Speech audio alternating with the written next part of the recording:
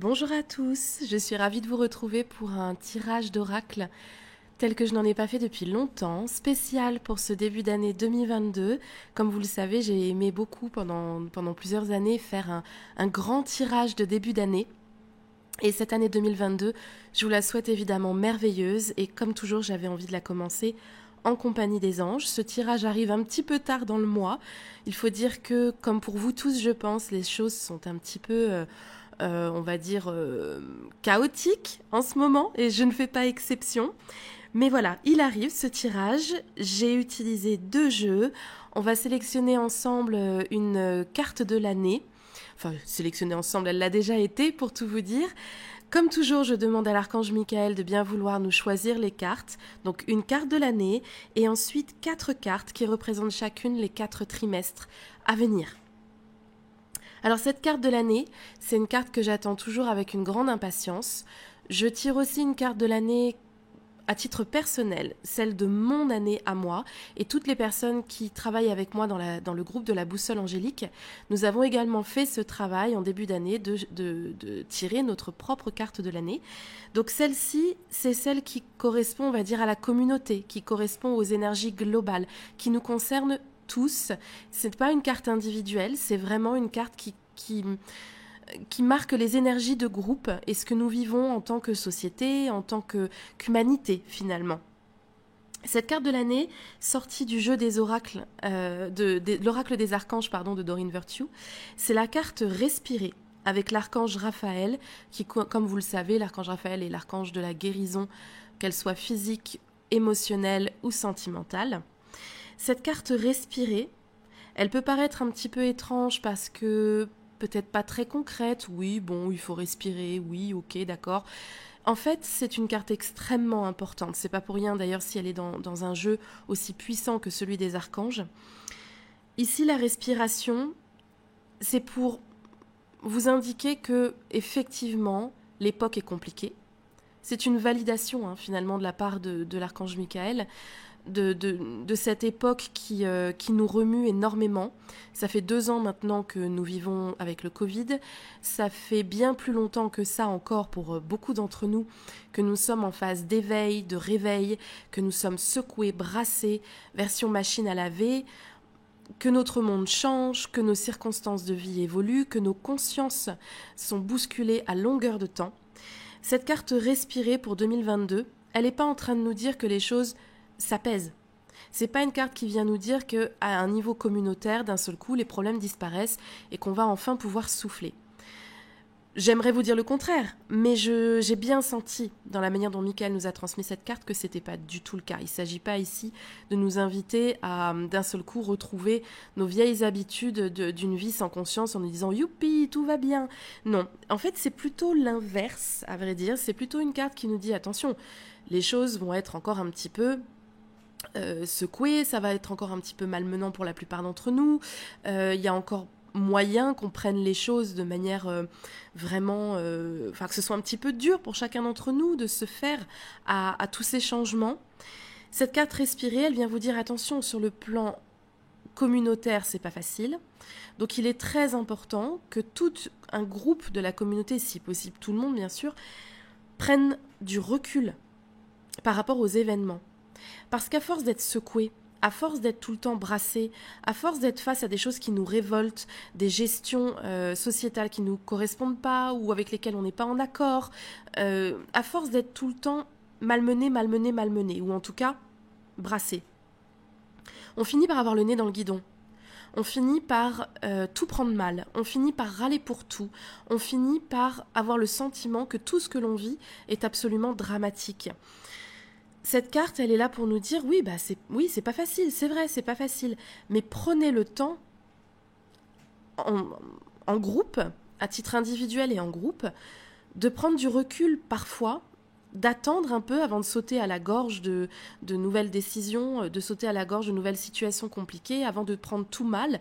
Prenez le temps de souffler, prenez le temps de voir les choses avec de la hauteur, prenez le temps de voir les choses un petit peu comme nos anges les voient, et comme la plupart des personnes qui travaillent sur elles sont capables de les voir maintenant, la plupart du temps, c'est-à-dire que tout a une raison d'être, tout ce qui apporte une transformation c'est pour le mieux.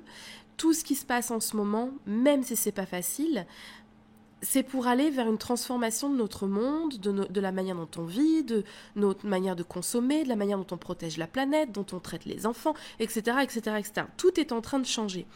Donc, si on est trop le nez dans le guidon, on finit par râler pour tout, pour rien, on finit par se sentir mal, drainé, fatigué en permanence.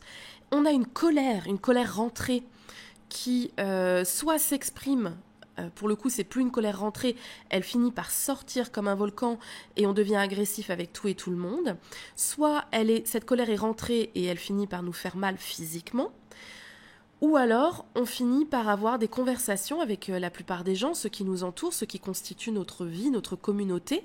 Au quotidien, on finit par avoir des discussions qui sont toujours tournées vers des choses un peu négatives, qui sont toujours tournées vers les difficultés du moment. Et on se plaint un peu comme de très vieilles personnes sur un vieux banc qui regardent passer les autres en maudissant la vie, en critiquant tout le monde, comme des concierges sur un banc qui critiquent tout. Ici, Michael et Raphaël nous disent non, prenez du recul, prenez de la hauteur. N'oubliez pas, quand vous vous sentez à nouveau dans l'année, et ça arrivera, quand vous sentez que vous êtes négatif, que vos pensées partent dans le négatif, que vous êtes dans la colère, que vous êtes dans une colère qui est inutile, pas la colère qui fait changer les choses, mais celle qui vous bouffe en fait, celle qui vous bouffe la vie, respirez. Prenez de la hauteur. Donc c'est une carte extrêmement importante parce que si tout le monde arrive à faire ça, si tout le monde régulièrement arrive à calmer son niveau de colère, d'impatience, de frustration, on peut arriver finalement à gérer les problèmes beaucoup mieux. On peut arriver, sur le plan communautaire et sociétal, à gérer tout ce qui nous arrive sans que ce soit une guerre civile, sans que ce soit une guerre les uns contre les autres, sans que ce soit toujours au détriment de notre santé mentale comme physique. Donc vraiment, c'est une carte qui ne pouvait pas mieux tomber compte tenu des circonstances actuelles. Vous avez bien vu que sur le plan du groupe, on est plutôt en train de s'écharper les uns les autres que de respirer, prendre du recul et rester sur des positions de tolérance et de compassion. Donc j'aime beaucoup cette carte, je m'y attendais pas forcément, mais en tout cas je l'aime beaucoup et je la trouve véritablement de circonstances. Et je pense qu'elle va nous accompagner toute l'année. Il faudra nous en souvenir toute l'année régulièrement. Pour le premier trimestre, donc janvier, février, mars, on va dire à peu près, jusqu'au début du printemps, j'ai choisi le jeu de l'oracle des fées de Doreen Virtue. Et la carte qui est sortie, c'est la carte du Fils. Alors pareil, cette carte, elle peut paraître étonnante, ne pas avoir de lien avec ce que l'on vit sur le plan global. On dirait plutôt une carte individuelle qui pourrait concerner toutes les personnes qui ont un fils ou qui sont en lien avec quelqu'un qui représente pour eux une figure d'enfant.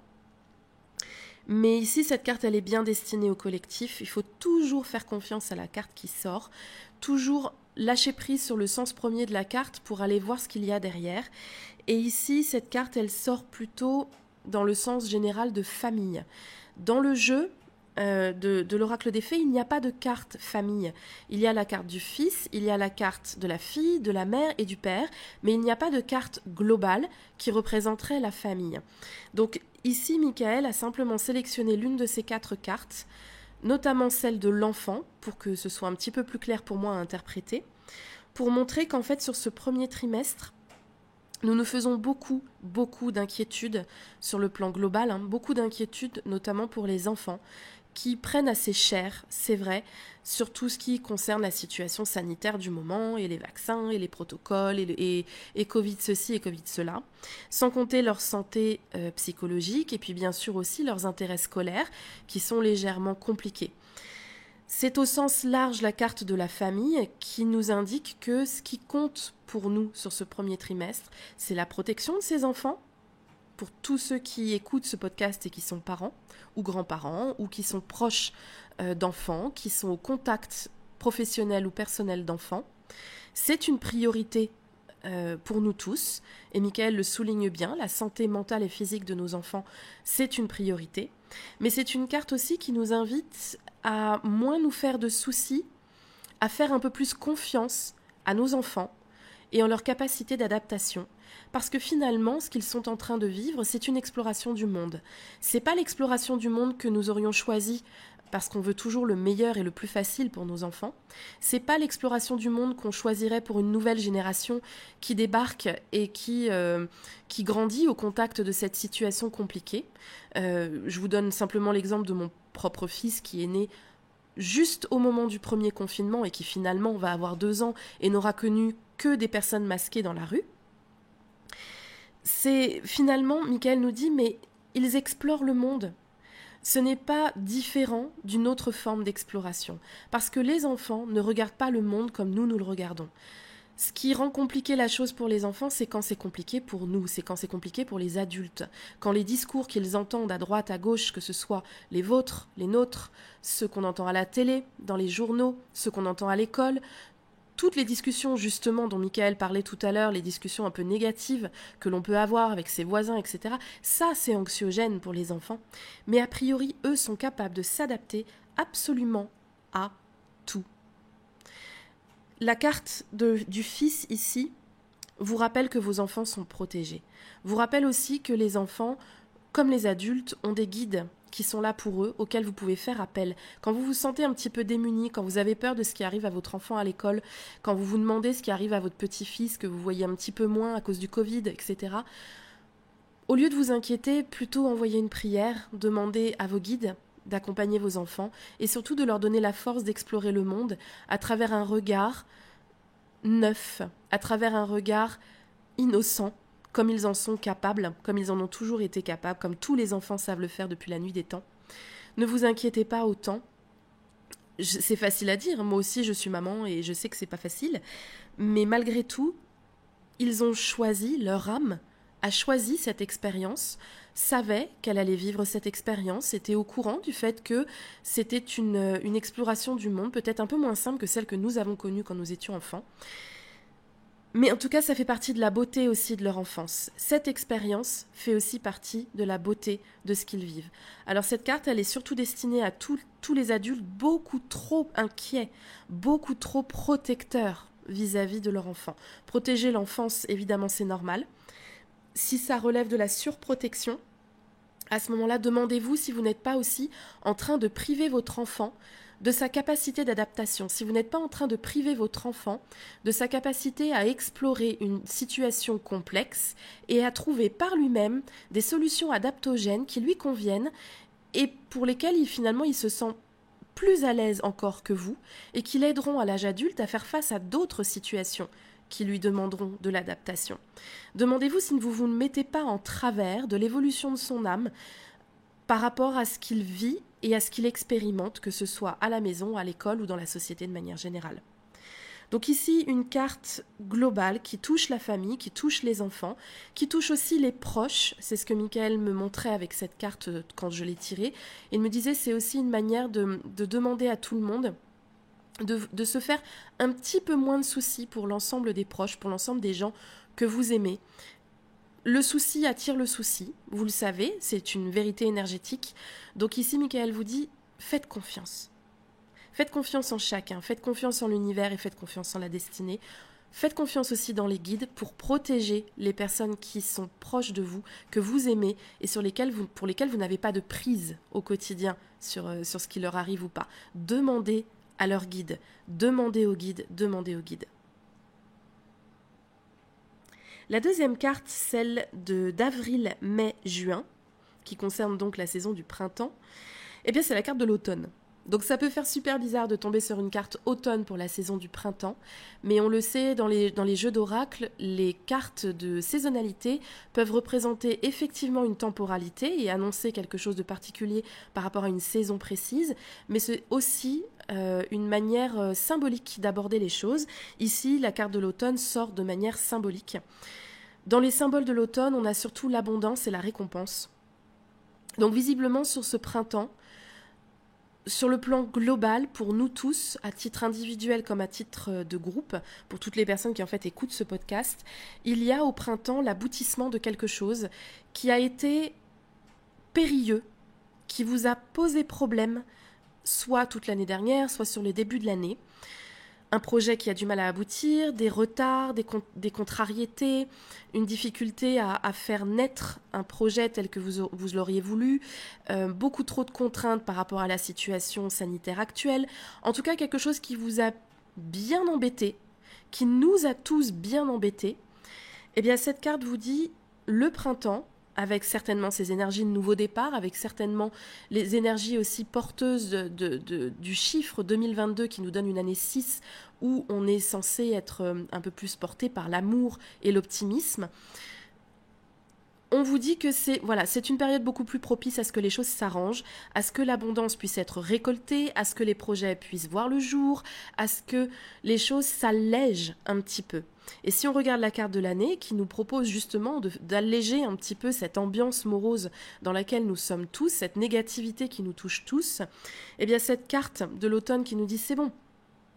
Il y a des choses qui s'arrangent, c'est bon, il y a des choses qui se passent bien, c'est bon, il y a quand même de quoi regarder du côté positif des choses, il y a quand même de l'abondance qui vient sur chacun, eh bien, ça valide cette carte de l'année. Ça valide ce fait de pouvoir un petit peu souffler et respirer. En tout cas, c'est une carte de très bon augure, c'est une très très jolie carte. Ça n'a rien à voir avec le côté feuille morte, tout ça, rien du tout. On est vraiment au contraire sur la récolte, l'abondance, sur tous les plans.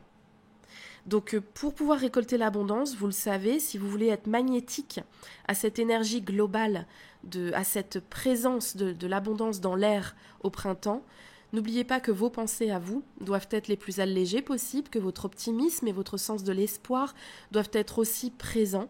Sinon vous passerez à côté parce qu'énergétiquement l'abondance n'est pas en bonne vibration avec la négativité.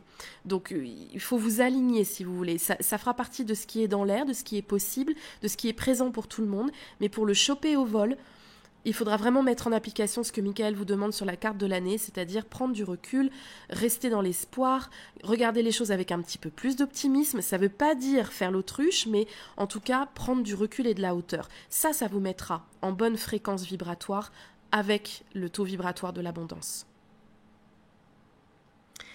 La carte du 3e trimestre, eh bien c'est celle, donc c'est pour juillet, août, septembre, ça représente la saison de l'été. Eh bien sans surprise, c'est la carte des vacances. Tout simplement. La carte des vacances, pourquoi cette carte des vacances ? Eh bien à nouveau en lien avec la carte de l'année, à nouveau en lien avec la notion de respirer, de prendre l'air, de prendre de la hauteur, de savoir peut-être se mettre en retrait quand on sent qu'on est un petit peu trop en colère, trop dans la bataille, trop atteint, trop fatigué. Avoir cet égoïsme finalement, s'autoriser, même au milieu du bazar ambiant, même si vous savez qu'il y a une grande partie de la société qui souffre, même si vous savez qu'il y a une grande partie de la société qui est en burn-out finalement, c'est quand même d'aller prendre des vacances.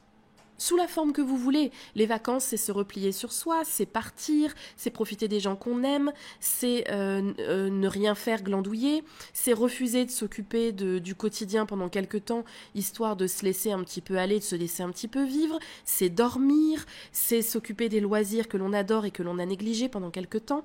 En tout cas, sur cette période juillet, août, septembre, il nous est demandé à tous, quelles que soient nos circonstances personnelles et quelles que soient les circonstances globales, de prendre des vacances, de souffler, de reposer nos nerfs qui sont à vif, de reposer nos corps qui prennent très cher, de reposer nos cerveaux qui sont malmenés sur le plan nerveux et sur le plan hormonal. Finalement, c'est un mal pour un bien, et c'est un bien pour un bien de prendre ces vacances-là. Certaines personnes ne se l'autorisent pas, parce qu'elles ont peur du lendemain sur le plan financier en ce moment. D'autres parce qu'elles pensent ne pas pouvoir se le permettre, parce qu'il y a trop de choses à gérer, parce que tout est un peu trop chaotique. Et puis certaines personnes parce qu'elles sont tellement atteintes finalement par la négativité ambiante que prendre des vacances paraît presque indécent. Ça paraît presque égoïste, c'est de l'ordre du fantasme, ça n'est pas possible.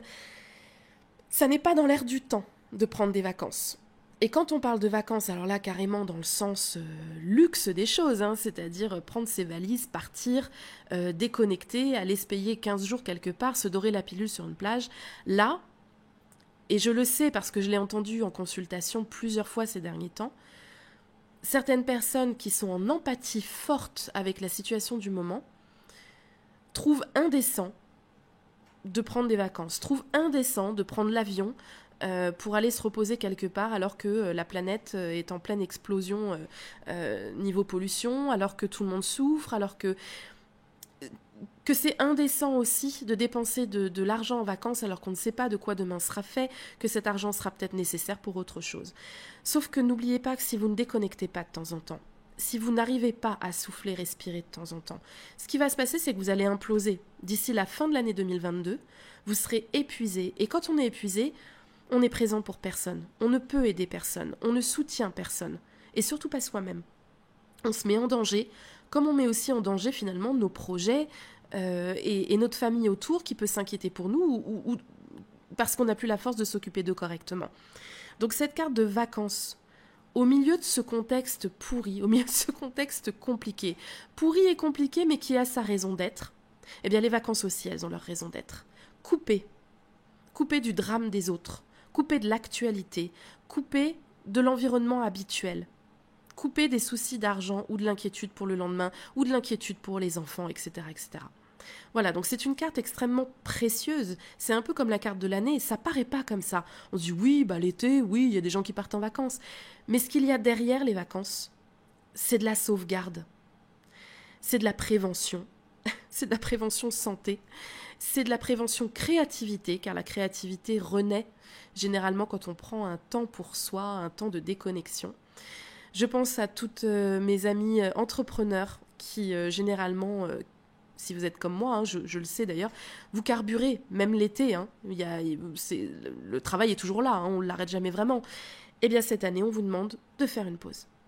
Je vous laisse choisir la longueur de cette pause, évidemment, mais en tout cas, on vous la propose vraiment fortement. Michael ne choisirait pas cette unique carte pour représenter l'été si ce n'était pas important. La dernière carte pour octobre, novembre, décembre, c'est la carte qui dit que l'on doit admettre nos véritables émotions.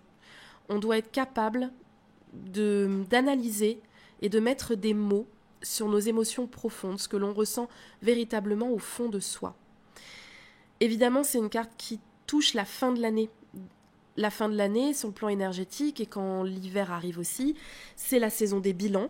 Donc il est assez normal qu'on ait une carte qui relève du bilan aussi pour la fin d'année 2022.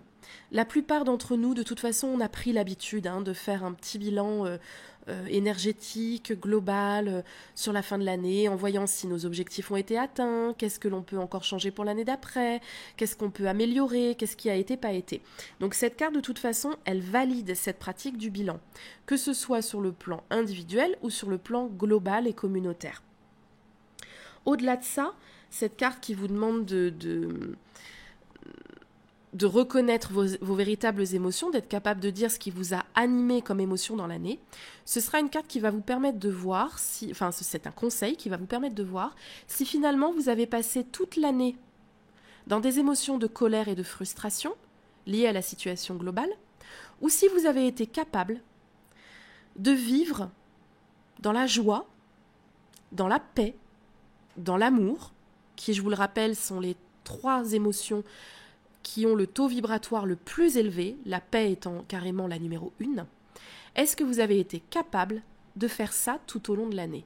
Quelles que soient les circonstances extérieures, quelles que soient les circonstances de société, est-ce que vous avez réussi ? Si la réponse est non, cela veut dire que votre bilan, vous vous en rendrez compte par vous-même, votre bilan sera compliqué, nécessairement. Vous n'aurez pas passé la meilleure année de votre vie, clairement. Et surtout, vous aurez le sentiment d'être passé à côté de certaines choses. Vous aurez le sentiment d'être épuisé. Vous aurez le sentiment de n'avoir profité de rien. Vous aurez le sentiment finalement de ne pas avoir avancé, d'avoir végété vraiment dans votre vie.